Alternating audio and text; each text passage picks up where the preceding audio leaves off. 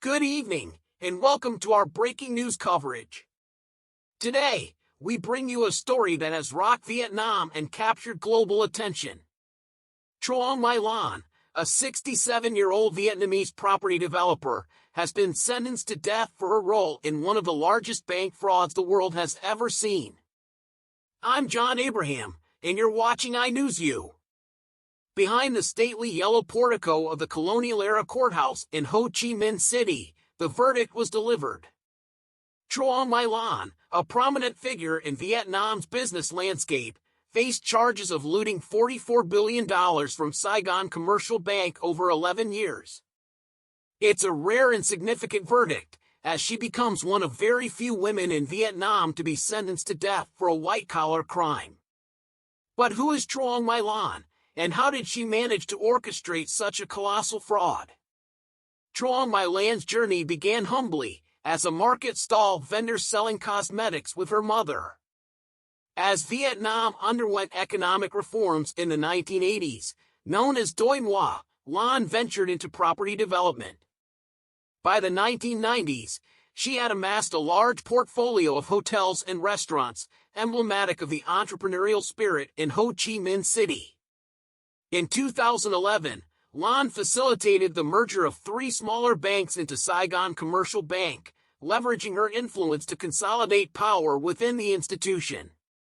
Despite laws prohibiting individuals from holding more than 5% of shares in a bank, Lan allegedly controlled over 90% of Saigon Commercial Bank through a network of shell companies and proxies. Prosecutors revealed staggering figures, asserting that Lan's loans accounted for 93% of all lending by the bank. Over 3 years, she allegedly withdrew billions in cash, storing it in her basement. The scale of corruption extended to bribery, with a former chief inspector at the central bank receiving a life sentence for accepting a $5 million bribe.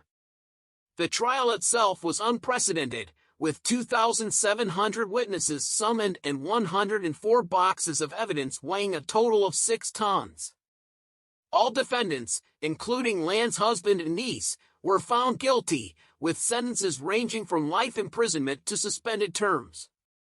This trial marks the climax of Vietnam's Blazing Furnaces anti-corruption campaign led by Communist Party Secretary General Nguyen Phu Trong. Trong, a staunch ideologue, initiated the campaign in 2016 to combat rampant corruption threatening the party's grip on power. The campaign has seen high-profile resignations and convictions, culminating in Lan's downfall. But why was Lan able to operate unchecked for so long? Experts suggest a complex web of corruption and political patronage shielded her from scrutiny. In Ho Chi Minh City, powerful figures intertwined business and politics, exploiting the city's economic boom for personal gain. Nguyen Phu Trong's legacy is intertwined with the fight against corruption and the consolidation of party authority. As he nears retirement, Trong seeks to maintain party control while pursuing economic growth and technological advancement. However, the paradox of combating corruption without stifling economic activity presents a formidable challenge. The scandal surrounding Saigon Commercial Bank has sent shockwaves through Vietnam's financial sector. Truong My Lan's sentencing highlights the pervasive nature of corruption within the country's banking system, raising questions about oversight and accountability. Public reaction to Lan's trial has been mixed, reflecting broader sentiments about corruption and justice in Vietnam.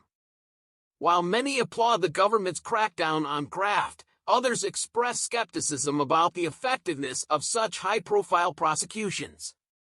The fallout from Lan's fraud extends beyond the courtroom, with ripple effects felt in Vietnam's economy. Investors and businesses may now scrutinize the country's regulatory environment more closely, impacting foreign investment and economic growth. Lan's case sets a precedent for future prosecutions of white-collar crime in Vietnam. Legal experts speculate on the potential reforms needed to strengthen financial regulations and enhance transparency within the banking sector. Internationally, Lan's trial raises questions about Vietnam's commitment to combating financial crime and upholding the rule of law. Observers from around the world are closely monitoring developments, mindful of the implications for Vietnam's reputation and global standing. Looking ahead, Vietnam faces numerous challenges as it navigates the aftermath of Lan's sentencing.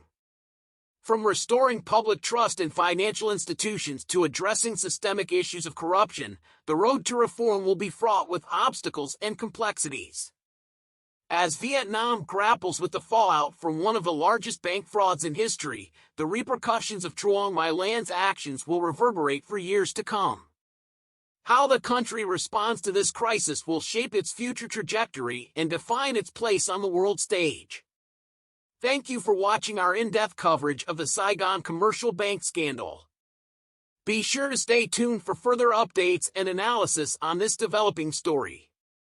I'm John Abraham, signing off. Until next time, take care and stay informed.